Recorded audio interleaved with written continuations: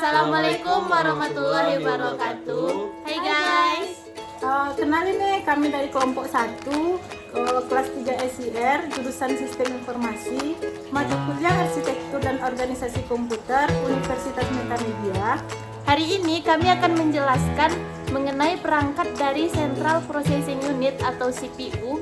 Tapi sebelumnya kenalin dulu ya dari kelompok 1, yaitu saya sendiri. Nama saya Laura Nining Purwanti, NIM 211400002.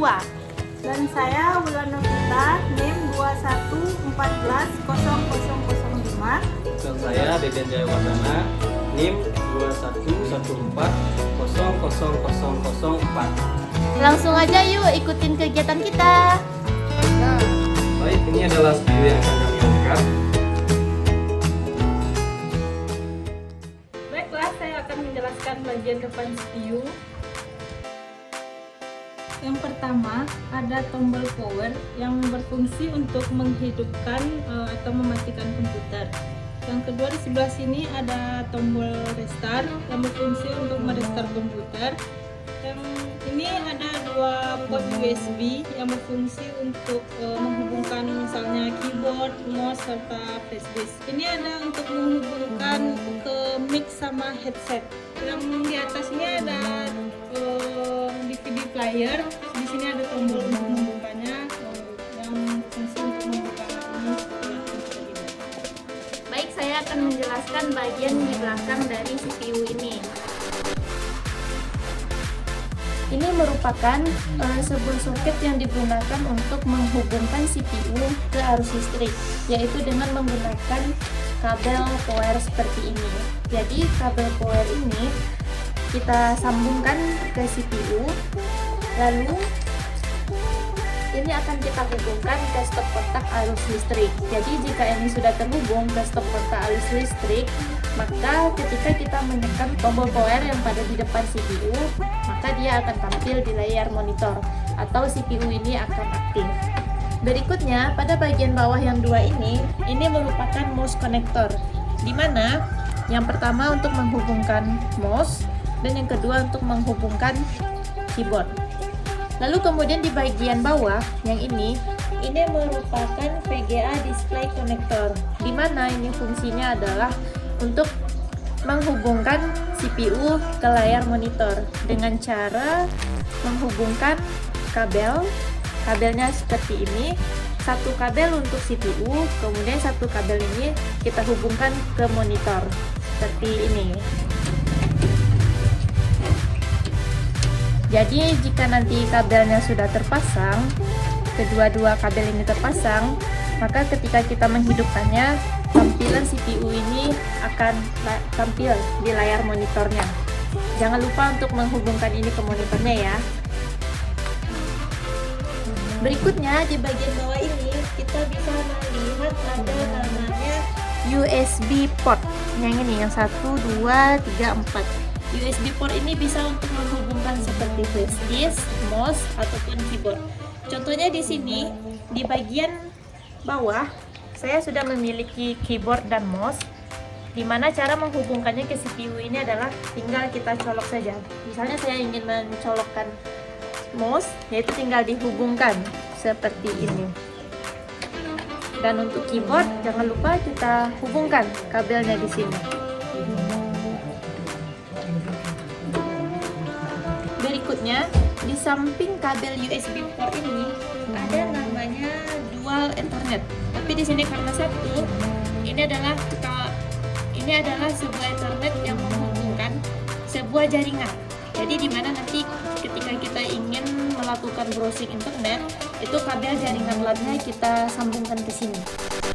Berikutnya di bagian bawah, ini namanya audio jack yang berfungsi untuk menghubungkan ke speaker sehingga nanti ada hasil keluaran seperti speaker ataupun handset. Baiklah, saya akan menjelaskan bagian dalam CPU. Ini kita buka dulu.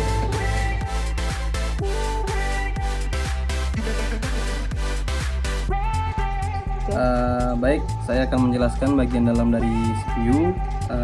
Di sini ada power supply. Fungsi dari power supply ini adalah mengaliri aliran listrik ke bagian-bagian lain di CPU seperti motherboard dan ke hard disk. Jadi fungsi dari power supply untuk mengaliri aliran listrik ke bagian yang lain dalam CPU. Apabila power supply-nya tidak bekerja, jadi CPU tidak bisa hidup. Selanjutnya di sini ada kipas prosesor. Ini fungsi dari kipas prosesor yaitu untuk mendinginkan bagian CPU. Jadi kalau kipasnya tidak bekerja dengan baik, maka CPU-nya akan overheat, lalu otomatis mati sendiri. Selanjutnya di sini ada bagiannya yaitu mainboard atau motherboard dari CPU. Ini ada soket atau slot untuk penunjang dari motherboardnya. Di sini ada soket untuk RAM atau memori.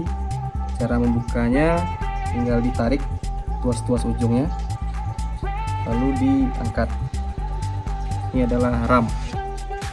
Sini RAM-nya 1 GB DDR2 PC6400. Ini RAM atau memori dari perangkat CPU ini.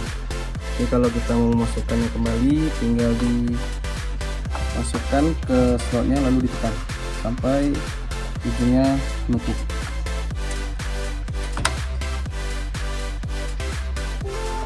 Lalu di sini bagian dari motherboard ada prosesor untuk CPU-nya.